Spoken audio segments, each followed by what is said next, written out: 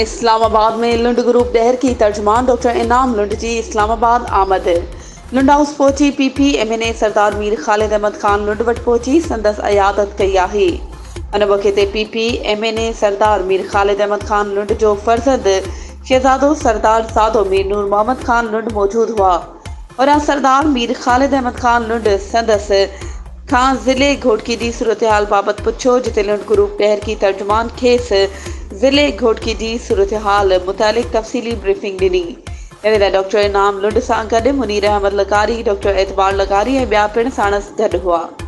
वधीक ख़बरूं ऐं अपडेट्स जे लाइ असांजे चैनल खे सब्सक्राइब कयो ऐं हा बेल आइकन खे प्रेस करणु न विसारिजो त जीअं असांजी हर नई अचण वारी वीडियो तव्हां ताईं पहुची सघे।